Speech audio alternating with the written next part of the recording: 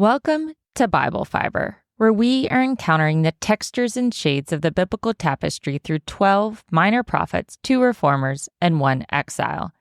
I am Shelley Neese, president of the Jerusalem Connection, a Christian organization devoted to sharing the story of the people of Israel, both ancient and modern. This week we are studying Ezekiel 27, a continuation of the oracles against the nations. Even if you're a lifelong churchgoer, chances are you've never heard a sermon on Ezekiel's oracles against the nations. It's in competition with the genealogies in Chronicles or the purity regulations in Leviticus for the least read scriptures. But skipping the difficult parts is not the goal of Bible Fiber. I also do not manipulate the text for application lessons to our modern lives. Sometimes the main purpose of a biblical passage is to lay the groundwork for a broader understanding of Israel's place and circumstances. After Jerusalem fell, the Israelites were in a questioning headspace. They needed proof that they were still the covenant people. They longed for God to punish the nations who came against them. Ezekiel's oracles against the nations answers their doubts, even if indirectly. With Tyre, Ezekiel took 3 chapters to carry out his goal. After Ezekiel pronounced an oracle of judgment, God instructed the prophet to raise a lament for Tyre. A lament is a funeral song, like a graveside eulogy in our time. Occasionally, biblical prophets use laments as literary devices to announce judgment over Israel's enemies, or in Amos's case, Israel itself. Delivered in a mocking tone, the lament expressed sorrow over the fate of a nation or city. They were inviting the condemned to their own funeral. Ezekiel adds his own spin to the classical lament by shaping it into an extended allegory. His lament over Tyre portrays the city as a luxury merchant ship that was hit by a strong wind and sank. A stately ship was a fitting representation for the wealthy trade city, which had a knack for putting its wealth, power, and influence on full display. Ezekiel carefully details the ship's construction and decoration. The Phoenician builders curated the highest quality materials from all over the region. The ship's timber came from the fir trees of Mount Hermon, also known as Senir. They used the cedar of Lebanon to assemble her mast. They constructed the oars from the oaks of Bashan and built the deck from pines of Cyprus. The ship's embroidered linen sail and banner were imported from Egypt. They used the cedar of Lebanon to assemble her mast. They constructed the oars from the oaks of Bashan and built the deck from pines of Cyprus. The ship's embroidered linen sail and banner were imported from Egypt. A hand-picked expert crew manned the Tyrian vessel. Her skilled rowers and pilots originated from each of the other Phoenician cities, like Sidon and Arvad. The Phoenicians, of course, had the most experienced seafarers. The elders of Gabal, another Phoenician city, kept the ship caulked and maintained. Ezekiel depicts the hired mercenaries hanging their shields, helmets, and arrows over the walls as a warning to potential invaders. From a historian's point of view, Ezekiel 27 is rich with details about the Phoenicians' construction techniques and advanced shipbuilding skills. Phoenicians were known for their sophisticated craftsmanship and engineering, which allowed for sturdy and efficient vessels. Ezekiel shows that they also invented the beautification of their fleets. The ship's every detail was a testament to the efforts of its builders and the pride of its crew. In verse 12, Ezekiel switched from describing the majestic ship to inventorying its costly cargo. The list of nations who traded with Tyre is exhaustive, with the naming of 37 different commodities, all loan words or technical terms. Translating this part of the chapter is really difficult. Some scholars wonder if Ezekiel got hold of a Tyrian ship log and adapted it to his literary needs.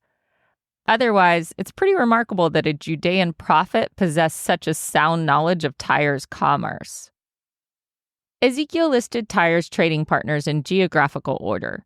He started with Tarshish in the far west and ended with traders in Mesopotamia in the far east.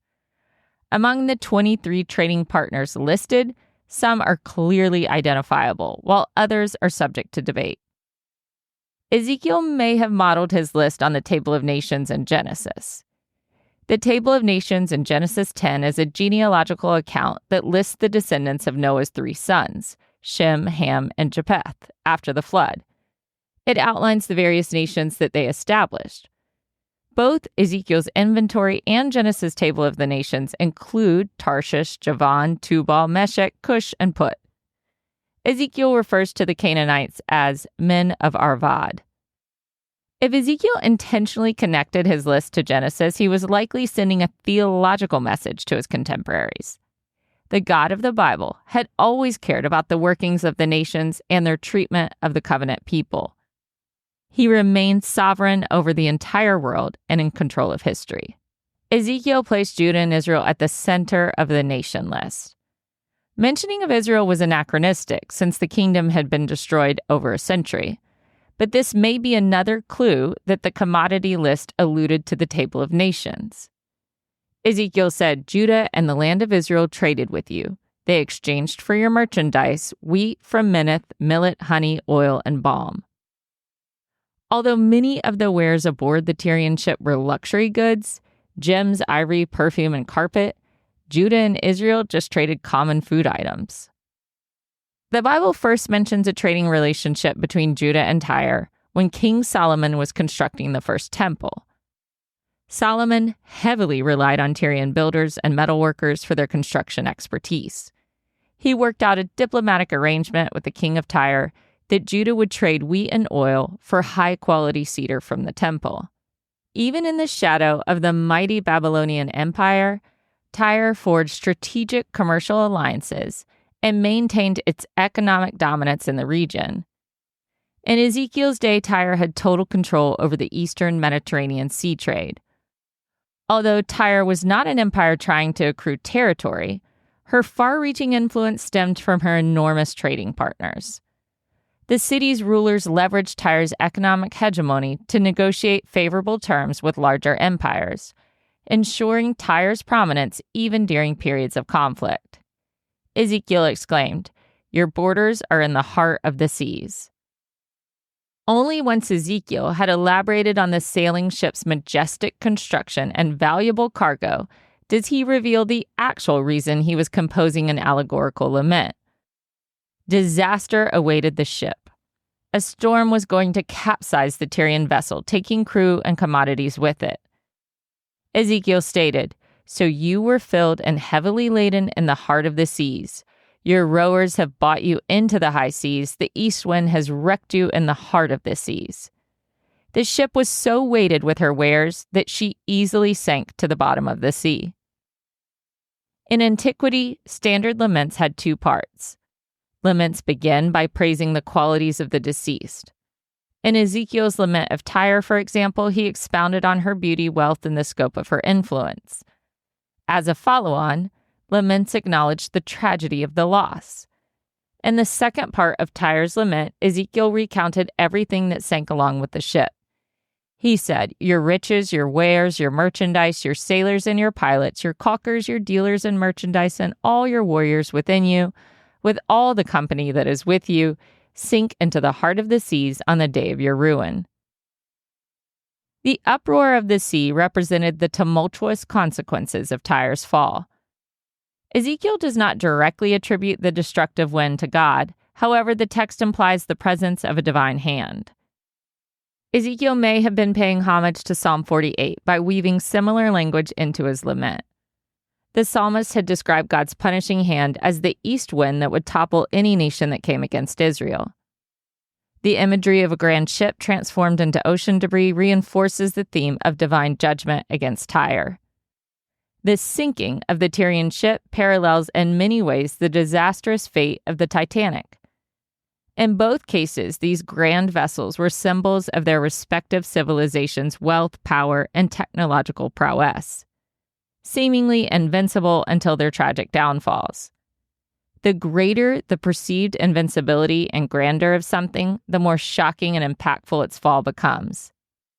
As it shatters our illusions of security and permanence, these stories remind us that even the mightiest of human achievements are ultimately fragile. The ship sinks within sight of the seafaring nations, some of whom have their own crew aboard the boat.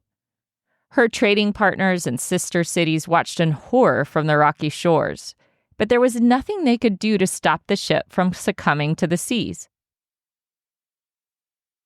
Her trading partners and sister cities watched in horror from the rocky shores, but there was nothing they could do to stop the ship from succumbing to the sea. Spontaneously, the eyewitnesses wail aloud and cry bitterly. They shave their heads and cover them with dust. They put on sackcloth and wallow in ashes.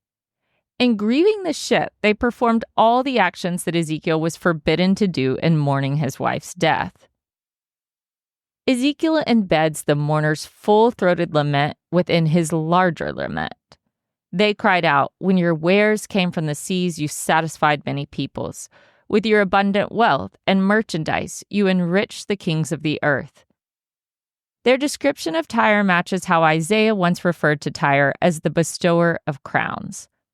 But their language exposes their self-interest.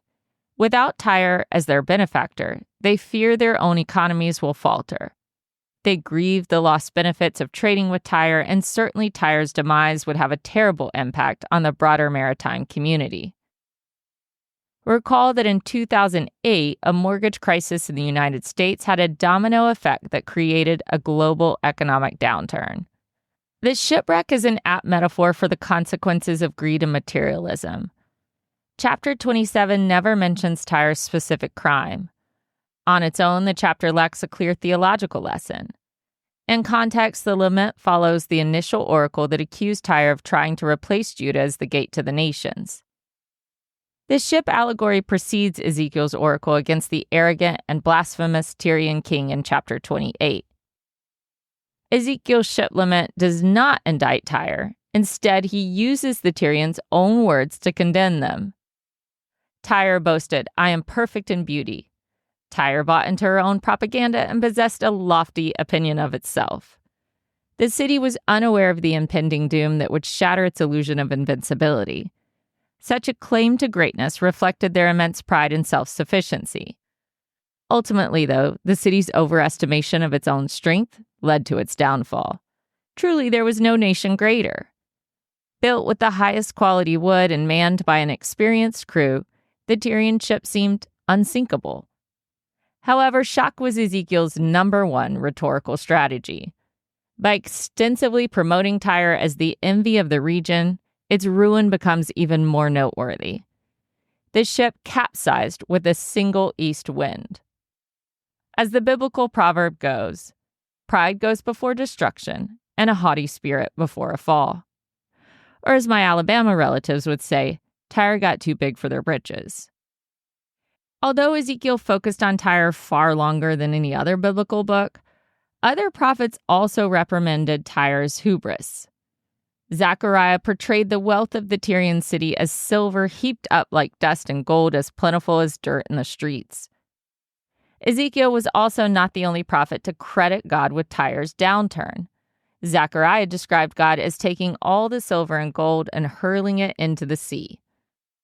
Isaiah also directly credited Yahweh with punishing Tyre for its conceit. He said, "The Lord of hosts has planned it to defile the pride of all glory, to shame all the honored of the earth." The author of Revelation adapted Ezekiel's prophecy against Tyre, the great maritime power, to announce a coming judgment on Babylon the Great.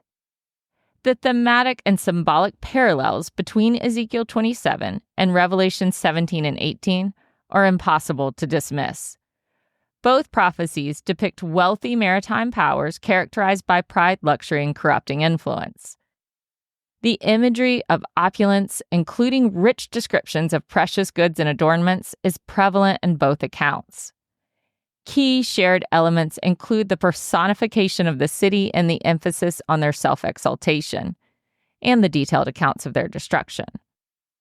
Moreover, both Tyre and Babylon are subject to divine judgment, resulting in a sudden and complete downfall that prompts lamentations from their trading partners and allies. The Holy Spirit inspired the prophets and apostles to weave a tapestry of divine truth throughout Scripture. Through Ezekiel, God revealed his judgment against the prideful empire of Tyre, foreshadowing the ultimate judgment against all worldly powers that oppose him. John, guided by the same Spirit, expanded upon this prophetic imagery in Revelation, unveiling God's final verdict on Babylon the Great, which represents the culmination of all ungodly systems and empires throughout history. As believers, we can take comfort in knowing that just as God judged Tyre in ancient times, he will ultimately bring justice to all worldly powers that exalt themselves against his authority. God has promised that one day his eternal kingdom will be established, where righteousness will reign forever. That's it for Ezekiel 27. Thank you for listening, and please continue to take part in this Bible reading challenge. Join me next week for Ezekiel 28, the last oracle against Tyre. God is going to throw the Tyrian king off his throne. For all the biblical references each week, please see the show transcript on our blog or by signing up for our emails at thejerusalemconnection.us or shellyneese.com. If you sign up for our emails now, you'll get a free download of 2 of Pat Hutchins' most popular biblical paintings, or go to shellyneese.com and get a free downloadable devotional to go with the Bible Fiber book. Shabbat Shalom and Am Israel Chai.